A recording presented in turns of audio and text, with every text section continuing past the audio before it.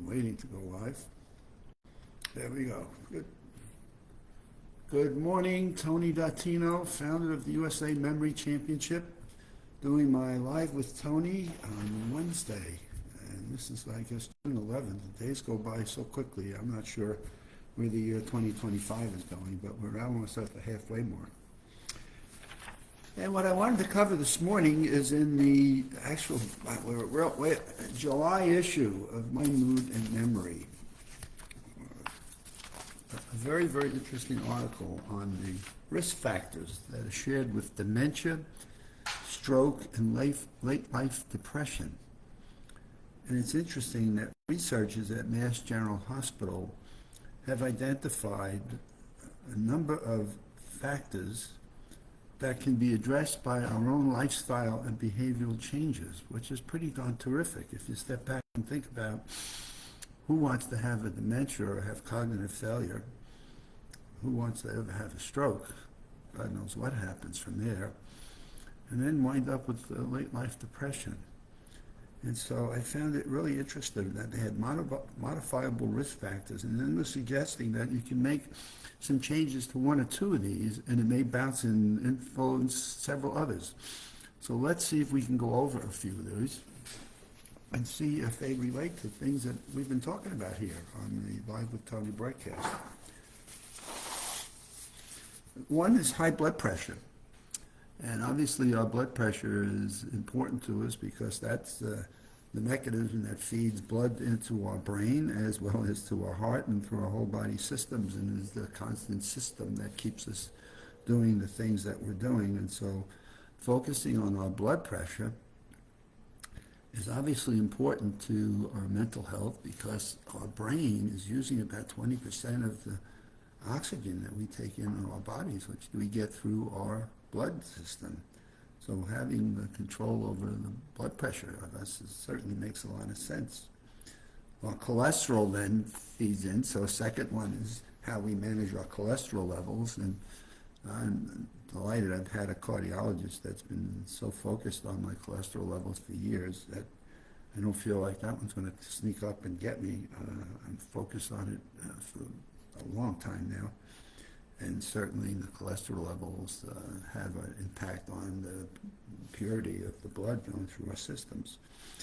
A diet, our nutritional habits, we talk about that in the Maximum Memory Mastery and in the 6 key factors of mental health.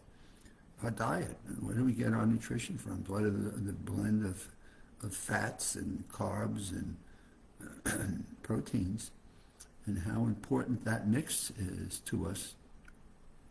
And so how we focus on what we eat and how it impacts our cognitive function as well as our ability or the inability to minimize our focus on the strokes, and impacts the mental fitness as it relates to depression.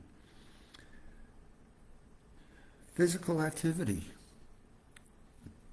Well, we've talked about exercise over and over and over again, and we break down exercise into 3 pieces on a repetitive basis. I talk about the aerobic exercise. Let's get out and take a walk, and we've been discussing more and more about we don't have to be runners and we don't have to run in the marathon race. We can get out and take a walk, and after dinner walk with 5 minutes. I'm seeing more and more people talking about doing walking after dinner because it minimizes the sugar, which another one is our sugar, right? Our sugar levels, diabetes and things. And so that connects to exercise. There's so many things that connect to exercise. I could go on and on, but physical activity and gardening works in that, bike riding, swimming, that's a good time of the year for that to be done. And so there's a whole series of physical activities for aerobic. Then there's anaerobic, and it can be 2-3 pound weights. It can be walking up and down steps. It's a physical activity that's working in muscle groups. I keep reading about how our muscles begin to lose some of its mass as we get older, and therefore it's almost an imperative that we should have from our annual doctor physicals to talk about what are some things that we're doing to maintain some of our muscle mass and some of the physical attributes of our arms. Maybe it's our, I always say between your knee and the hip. What are you doing for your thighs in terms of helping keep those muscle groups, which are one of your biggest muscle groups in your body? And so what do you do to keep your arms in shape? What do you do for your legs and maybe even your calf muscles? And just even some toe raises. And there are some things you can just do at home that can just make such a difference in terms of what you're able to do. And then, of course, flexibility. What are you doing to keep the joints going? And I think of my hips and my shoulders. Arthritis as we get older in our shoulders. Maybe some people get it in their knees, some get it in their ankles.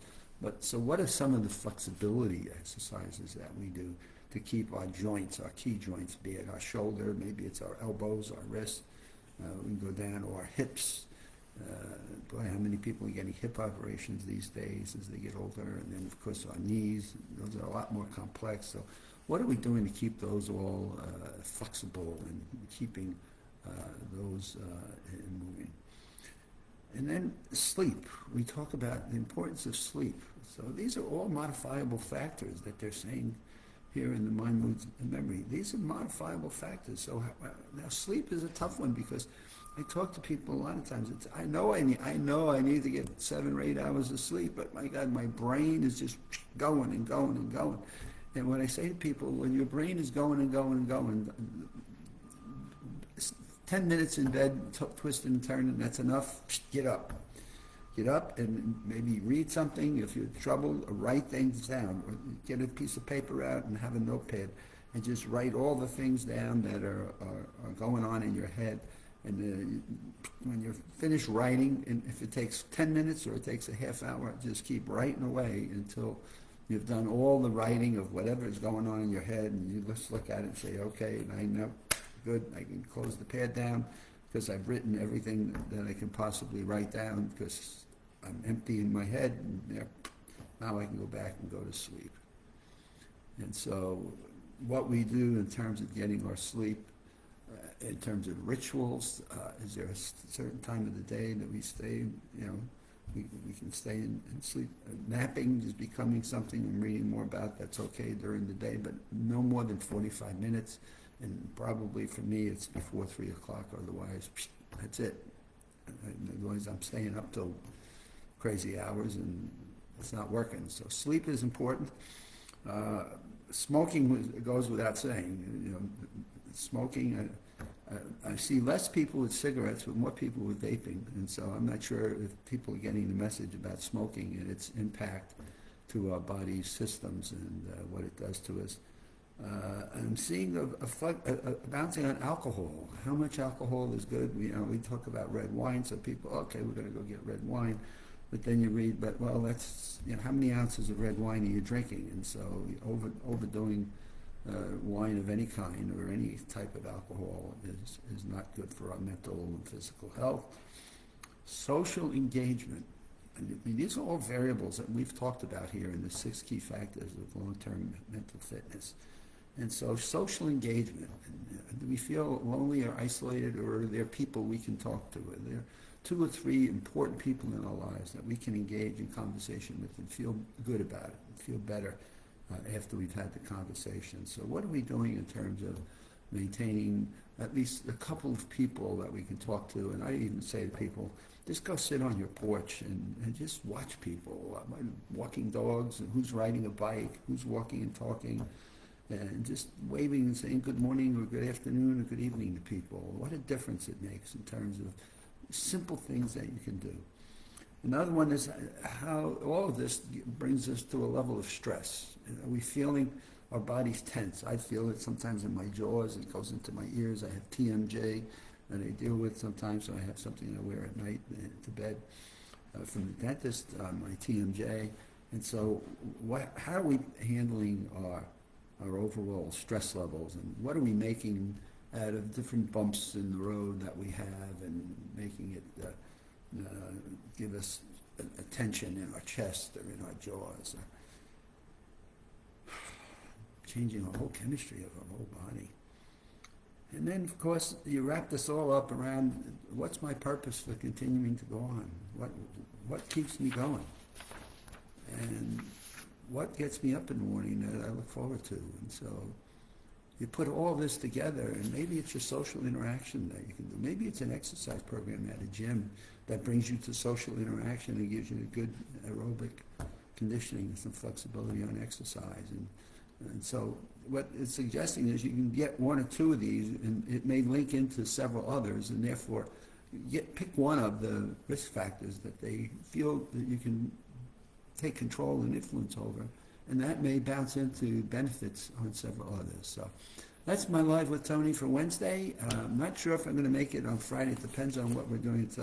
We're off to Epic Universe on Friday, and I probably won't go till the afternoon, so I should be able to get my Live with Tony on Friday morning. But if by chance you don't see me on Friday, it's all good. Have a great weekend, but I think I should be able to make Friday.